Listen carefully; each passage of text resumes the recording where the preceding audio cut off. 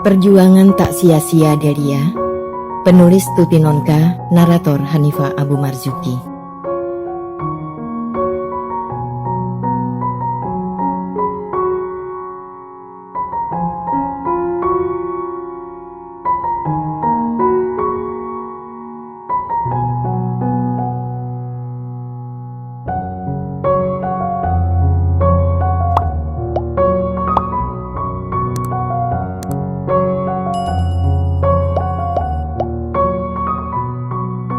Mereka meluncur di Jalan Urip Sumoharjo menuju ke barat. Jalan penuh sesak, ribut oleh gaung suara kendaraan dan lengkingan peluit polisi lalu lintas. Toko-toko di sepanjang jalan itu tampak gemerlapan bermandikan cahaya, memperlihatkan segala keindahan barang dagangan mereka di etalase. Pengunjung dan pejalan kaki hilir mudik di sepanjang trotoar, bergandengan maupun sendiri-sendiri. Kebetulan Delia dan Rizal keluar pada malam minggu saat semua orang ingin keluar rumah. "Kita nonton apa, Del?" tanya Rizal menoleh sedikit ke belakang. "Aku lupa belum melihat iklan di koran tadi," sahut Delia menyesal. "Di Presiden filmnya bagus. Mistress Pamela, mau nonton ke sana?" "Boleh saja." Mereka berhenti di pertigaan Rahayu karena lampu menyala merah. Kira-kira 200 meter dari pertigaan itu, gedung bioskop Presiden tampak jelas di bawah sinar lampu-lampu yang terang berwarna-warni.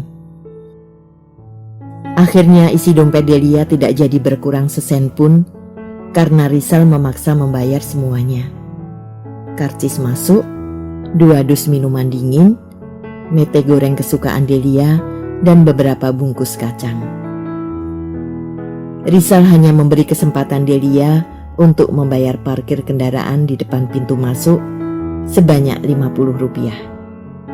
Hal itu sempat membuahkan pertengkaran kecil di antara mereka. Delia merasa malu karena menurut perjanjian dialah yang harus membayar semuanya. Sementara Rizal berkeras mengatakan bahwa lelakilah yang berhak membayar dalam acara semacam itu. Delia tidak mau memilih makanan ketika Rizal membawanya ke kafetaria. Tapi Rizal sudah mengetahui gadis mungil yang cemberut di sampingnya itu amat suka makan mete goreng. Maka dibelinya 2 kantong plastik besar, sementara untuk dia sendiri diambilnya 2 bungkus kacang. Mereka mendapat tempat duduk paling belakang yang dingin karena terlalu dekat AC. Rizal melepaskan jaketnya dan menyelimutkannya di bahu Delia. Ceritanya tentang seorang pelayan istana yang cantik rupawan membuat putra pangerannya mabuk kepayang. Berkali-kali sang putra pangeran membujuknya agar mau diajak tidur bersama. Tapi dengan segala macam cara si pelayan mengelak.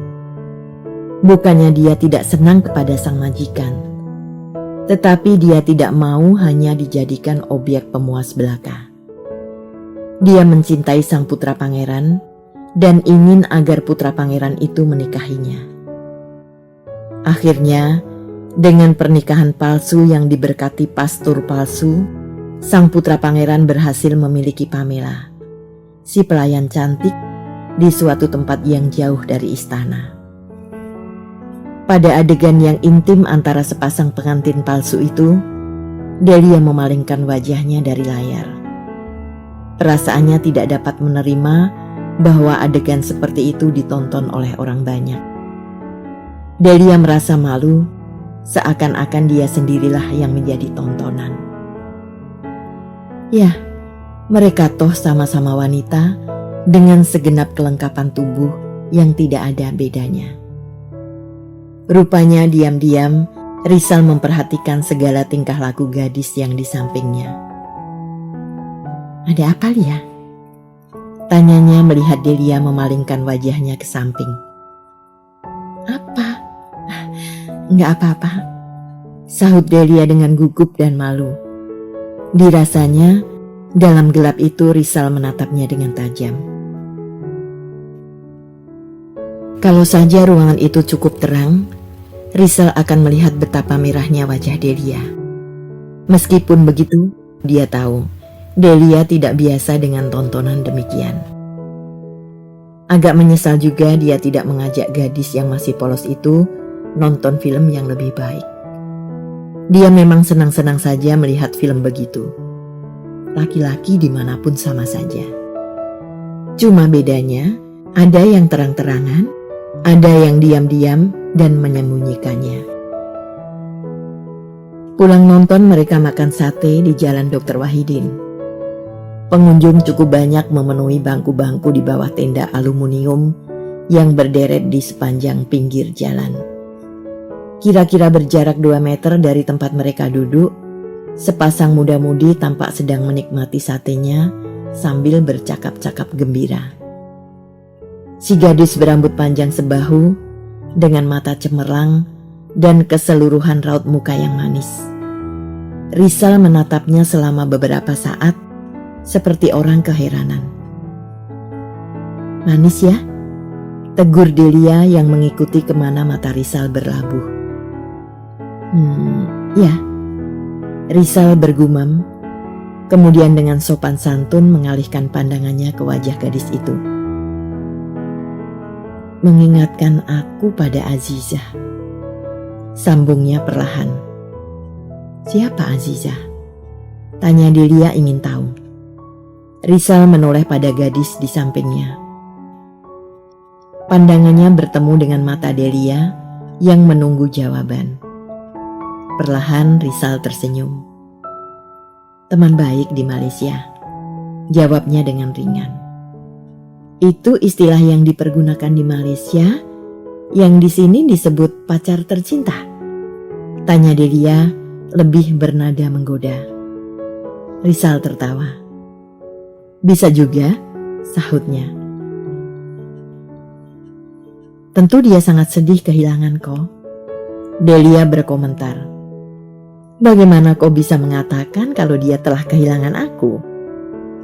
tanya Rizal seakan-akan heran.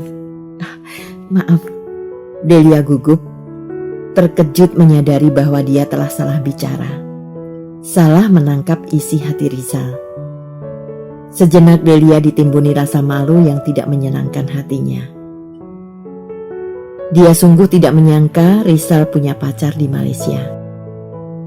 Sikap dan tingkah laku pemuda itu sama sekali tidak menunjukkan bahwa dia telah dimiliki seorang gadis.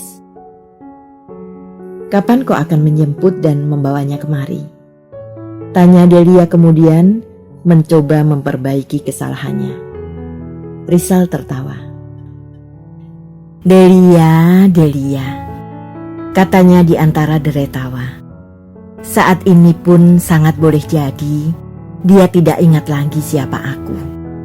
Dia dikelilingi begitu banyak pemujanya, dan dia tidak mau susah-susah menunggu orang yang tidak ada di dekatnya." Delia memandang Rizal dengan rasa simpati. "Tampaknya kau begitu mencintainya," katanya menunjukkan rasa setia kawan yang tulus. Rizal menatap Delia dengan tajam, membuat gadis itu kebingungan, khawatir telah salah bicara lagi. Hatinya kembali lega ketika melihat Rizal tersenyum. "Kau terlalu serius menanggapi omong kosongku," kata Rizal bernada minta maaf. "Ah?" Delia berdesah dengan setengah jengkel. Tapi dia tidak yakin Rizal benar-benar hanya omong kosong. Pemuda setampan Rizal tidak akan mendapat kesulitan mendekati gadis manapun. Tanpa mengetahui apa sebabnya, Delia merasa malam itu tidak begitu membahagiakan dirinya lagi. Dia merasa begitu kecil dan tidak berarti apa-apa bagi Rizal. "Iya." Delia terkejut merasakan tangan Rizal menyentuh jemarinya. Terlebih, beberapa saat yang lalu rupanya pikirannya tidak berada di situ. "Sampai jam berapa ibu membiarkan pintu terbuka?" tanya Rizal. Biasanya Jam 10 aku diharapkan sudah masuk rumah. Rizal melihat jam tangannya. Kalau begitu, kita pulang sekarang saja. Ini kali pertama kita keluar. Aku harus memberi kesan baik pada ibu. Jangan sampai untuk waktu-waktu selanjutnya aku tidak dipercaya lagi mengawalmu keluar. Aku bisa bunuh diri nanti. Delia tersenyum. Rizal selalu pandai berolok-olok. Dia tahu. Sekali lagi, Rizal membayar semuanya. Delia berpikir keras. Bagaimana nanti aku mengucapkan terima kasih pada Rizal dengan patut? Rizal membuatku jadi repot, pikirnya kesal. Delia menyusut air di rambutnya, kemudian mengeringkannya dengan handuk. Beberapa saat dia berjemur di bawah sinar matahari yang hangat, sambil menyisir rambutnya yang basah dengan jari tangan. Ketika masuk ke dalam rumah, dilihatnya Ari duduk di meja makan membaca koran. Hanya itu saja pekerjaannya bila ada di rumah. Duduk-duduk, baca koran, merokok, makan dan tidur. Dia paling benci pada laki-laki penganggur. Paling sebal lihat laki-laki duduk di rumah pada jam-jam di mana yang lain bekerja dan sibuk. Koran yang kemarin di mana, Del? Tanya Ari ketika Delia lewat di dekatnya. Nggak tahu, sahut Delia pendek. Padahal dia tahu persis koran itu ada di laci bufet, karena dia yang menyimpannya kemarin. Delia ingat Rizal. Rizal sudah bekerja sekarang di BRI. Untuk pertama kali itu jabatannya memang tidak tinggi. Tapi dengan bekal kemampuannya, Delia yakin Rizal dapat memperbaiki kedudukannya tanpa membutuhkan waktu yang terlalu lama. Tinggi rendahnya jabatan bukan soal bagi Delia. Yang dihargainya adalah usaha dan kemauan seseorang untuk maju. Alangkah bedanya dengan Ari. Keluh Delia dalam hati. Untuk pertama kalinya, tiba-tiba Delia mengagumi adik Ita itu. Pintu kamar Delia terbuka. Nyonya Seno masuk sambil mengulurkan sepucuk surat pada Delia. Surat, Del? Dari siapa, Bu? Sambut Delia. Belum kulihat. Kok tidak kuliah? Nanti 10:30. Ibu beli lumpia Mbok Warti tadi, kalau kau mau. Ya, Bu, sebentar. Nyonya Seno meninggalkan putrinya, menutup rapat-rapat pintu di belakang punggungnya. Delia membolak-balik amplop surat di tangannya. Betul untuknya. Tapi siapa Rahmat ini? Rasanya dia tidak punya kenalan bernama Rahmat yang tinggal di Kebumen. Tulisannya pun dia tidak kenal. Dengan perasaan ingin tahu yang meluap, Delia menggunting pinggir amplop itu dan menarik kertas di dalamnya. Matanya terpesona menyusuri kalimat-kalimat yang ditulis dengan huruf-huruf tegas dan bagus itu, sementara keheranan di hatinya semakin menjadi-jadi. Adik Delia, bagaimana keadaan di sini? Semoga adik Delia sekeluarga dalam keadaan yang menyenangkan. Demikian pula keadaan saya di Kebumen. Adik Delia yang baik, surat adik sudah saya terima lewat redaksi Mingguan Menara. Redaksi Menara? Astaga. Delia ingat sekarang. Agaknya Rahmat inilah bujangan yang memasang data-data tentang dirinya pada rubrik kontak di Mingguan Menara. Sudah 1,5 bulan yang lalu, bahkan Delia sudah melupakan surat yang pernah ditulisnya itu. Sekarang tiba-tiba datang balasan. Delia ingin tertawa. Geli rasanya kalau mengenang bagaimana bingungnya dia pada waktu itu, sampai berani menulis surat pada pria berumur 31 tahun yang sedang mencari teman hidup. Delia bingung menanggapi surat itu. Akan dibalasnya kah? Apalagi dalam suratnya, Rahmat meminta agar Delia mengirimkan fotonya. Umur Rahmat sudah cukup matang untuk memulai sebuah perkawinan, dan tampaknya dia benar-benar serius menanggapi surat Delia. Delia pusing. Dia sama sekali belum siap untuk membagi hidupnya dengan seorang pria dalam ikatan perkawinan. Umurnya belum ada 19 tahun.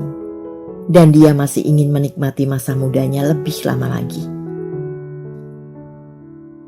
Pernikahan baginya bukan main-main. Dia harus menyiapkan jasmani dan mental terlebih dahulu sebelum melangkah ke sana. Untuk itu membutuhkan waktu yang tidak sebentar. Barangkali 3-4 tahun lagi baru dia siap. Tiba-tiba muncul penyesalan pada diri Delia telah mengirim surat pada Rahmat. Timbul niatnya untuk tidak meneruskan perkenalan yang baru saja terjalin itu. Tapi kau yang memulai, Delia. Kau tidak boleh mundur begitu saja. Itu tidak sportif namanya. Itu akan sangat menyakiti hati Rahmat. Akan membuatnya merasa telah dipermainkan. Bantah suara hati Delia.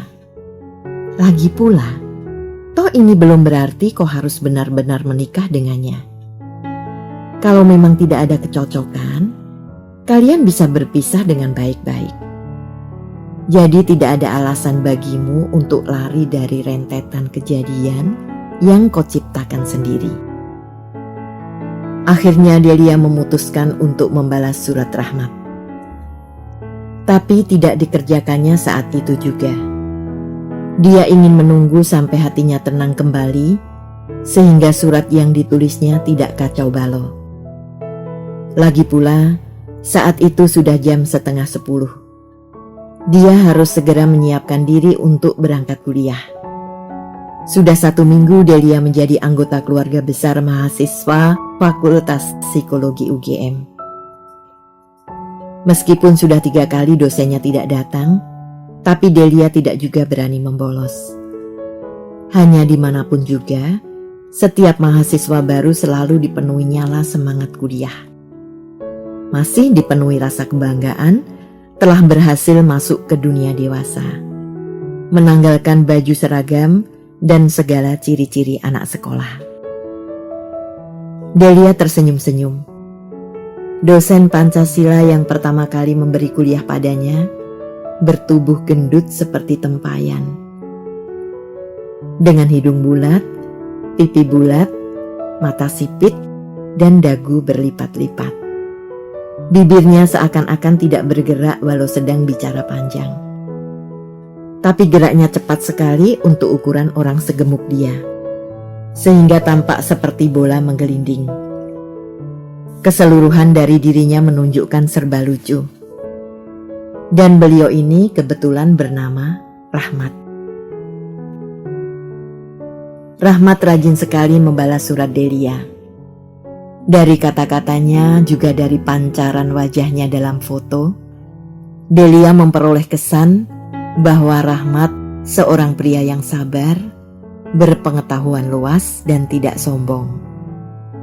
Wajahnya pun cukuplah untuk dikatakan menarik dan sama sekali tidak mirip dengan dosen Pancasila itu.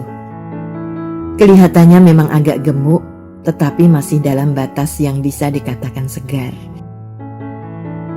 Beberapa lama Delia mengerahkan ingatannya untuk menemukan seseorang yang berwajah hampir sama dengan Rahmat. Dan orang itu ditemukannya ketika pada suatu malam dia mendengarkan Dunia Dalam Berita di TV. Sasri Rais? Ya, penyiar TV itulah yang selama beberapa saat dicari-carinya. Kadang-kadang terselip rasa heran di hati Delia. Bagaimana mungkin pria yang cukup menarik itu belum juga kawin pada umur sekian? Keheranan Delia terjawab ketika Rahmat bercerita dalam satu suratnya bahwa dia adalah anak sulung dari 6 bersaudara, sementara ayahnya sudah meninggal ketika Rahmat baru duduk di tingkat 2. Sehingga otomatis tanggung jawab berpindah ke pundaknya. Rahmat bertekad tidak akan kawin sebelum adik-adiknya semua menjadi orang. Sekarang adiknya yang bungsu sudah kuliah di Fakultas Teknik Arsitektur tingkat 3, Undip Semarang. Bahkan sudah mulai menangani proyek bersama kawan-kawannya. Dan teringatlah Rahmat bahwa dia belum kawin, sementara beberapa bulan lagi umurnya menginjak 32. Kami bukan keturunan orang berada, Dek Lia. Kami cuma dibekali semangat kerja dan tekad yang kuat oleh orang tua kami. Kami bangga dengan hasil yang kami capai sekarang. Hasil yang tak berarti ini, karena kami mendapatkannya dengan cucuran keringat dan tenaga kami sendiri. Tulis Rahmat dalam salah satu suratnya. Dek Lia, 3 orang adik perempuan saya sudah menikah. Masing-masing dikaruniai putra-putri yang manis-manis dan lucu-lucu. Seringkali mereka bertanya pada saya, kenapa Pak D tidak punya anak? Kalau Pak D punya anak juga, senang dong kita punya teman main. Bagaimana saya harus menjawab, Dek Lia? Tulis Rahmat pula dalam suratnya yang lain. Jadi, adiknya sudah besar-besar pula, sudah kawin dan punya anak, pikir Delia. Umur Delia sendiri lebih muda dari adik Rahmat yang bungsu. Bisakah aku menempatkan diriku sebagai kakak mereka kalau kelak benar-benar menikah dengan Mas Rahmat? Pikir Delia risau.